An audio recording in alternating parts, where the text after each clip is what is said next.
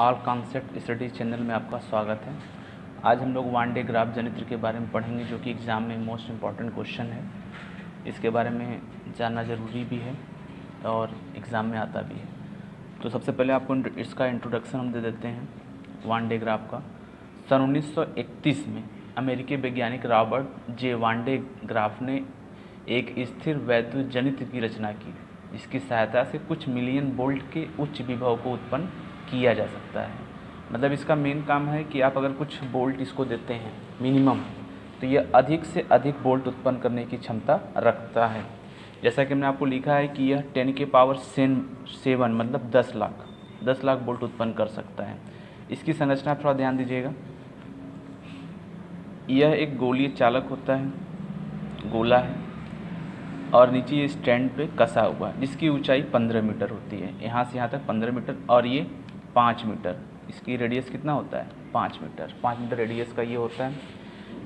गोले के केंद्र में एक आपका केंद्र में घिरनी लगी होती है, जिसको हम P, इस घिरनी को P या मान लेते हैं ये P1 हो गया और ये P2 से प्रदर्शित करते हैं, जिसमें एक सिल्क की ये पट्टी लगी हुई है, जिसको पट्टा कर दे, इसके सिरे पे ये घूमेगा और ये मोटर द्वारा ये काम होता है। और यहाँ पे एक बैटरी है, ये कुछ पावर की बैटरी होती है जो उच्च पावर में बदलने की कोशिश करेंगे हम लोग। ये आपका C1 है और ये C2 है। ये तो इसकी संरचना रही। अब ये कैसे वर्क करता है, वर्क के बारे में समझ लीजिए, तो पूरा मैं डिटेल आपको समझाता हूँ। वर्क के पहले सिद्धांत समझ लेते हैं, किस सिद्धांत पे ये काम करता है। देखिए, सिद्धांत इसका ये है कि सबसे पहले जो ये नुकीली तीक्ष्ण ये बना हुआ भाग है, ये सिद्धांत और इस पे कैसे आवेश पहुँचते हैं, ये दो मिलकर सिद्धांत का काम करते हैं। तो पहला कि जैसा हमने बताया तीक्ष्ण के लिए, नुकीले तीक्ष्ण के लिए, तो पढ़ते हैं, इसको देखते हैं क्या है। किसी आवेशित चालक से वायु में वैद्युत विसर्जन उसके तीक्ष्ण नुकीले सिरों से प्राथमिकता से होती है। यानी कि अगर कोई भी वैद्युत विसर्जन होगा, ये तो बाहर ही रखा हुआ है और ये पूरे कांच के अंदर बंद रहता है। अब ये बाहर रखा हुआ है, तो किसी आवेशित चालक मतलब Q को देना चाहते हैं, तो कैसे देंगे? इसी तीक्ष्ण नुकीले सिरों से ही पहले इस पट्टे पे दी जाती है। उसके बाद ये पहला सिद्धांत हो गया। दूसरा सिद्धांत क्या होता है? किसी खोखले गोले चालक को आवेश देने पर आवेश केवल उसकी बाहरी पृष्ठ पर ही विद्यमान रहता है। देखिए, ये बाहरी पृष्ठ पर ही आवेश क्या रहेंगे? विद्यमान रहेंगे। ये इनके दो सिद्धांत हैं। अब सिद्धांत के बाद हम लोग संरचना पढ़ते हैं। संरचना क्या होती है?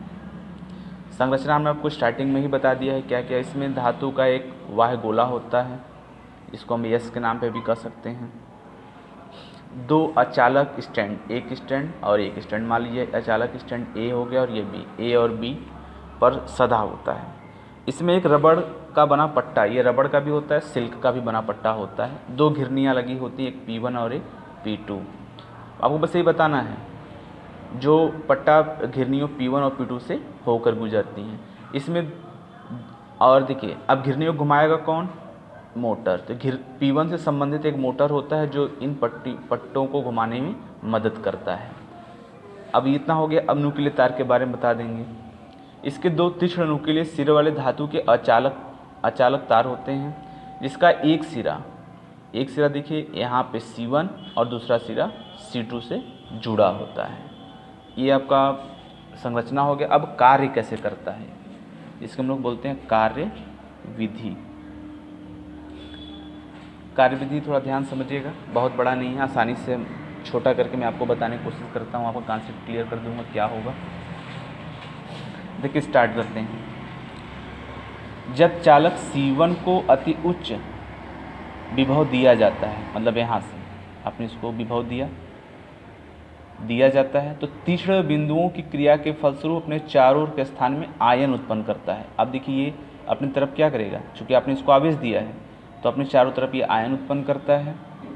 धन आयन व चालक C1 के बीच, अब देखिए यह जो धन आयन C1 है और जो इस पे आए हैं, अब उनके बीच प्रतिकर्षण होगा। प्रतिकर्षण के कारण ये धन आयन गति करते हुए डोरी पे, अब ये धन आयन इस डोरी पे चले आएंगे, इस डोरी पे ट्रांसफ़र हो जाते हैं।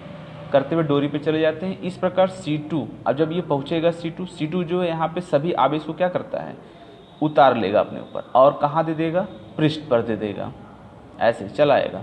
जो ये धन आयन गति करते हुए चले जाते हैं। इस प्रकार C2 डोरी के धनावेश को एकत्रित करता है, जो गोले यस के बाहरी पृष्ठ पर स्थानांतरित कर देता है। यह अब देखिए, यह क्रिया बार बार चलेगी, चलता रहेगा। इस पर आवेश आता रहेगा और ये बहुत सारे आवेश मिलकर इतना ज़्यादा विभव उत्पन्न कर सकते हैं, जिसको हम किसी भी इस्तेमाल में कर सकते हैं। इसका यूज होता है ज़्यादातर। अगर आपको कहा जाए कि वान डे ग्राफ का इस्तेमाल कहाँ किया जाता है, तो बोलेंगे वान डे ग्राफ जनित धनावेशित कणों को अति उच्च वेग तक त्वरित करने के लिए प्रयोग किया जाता है।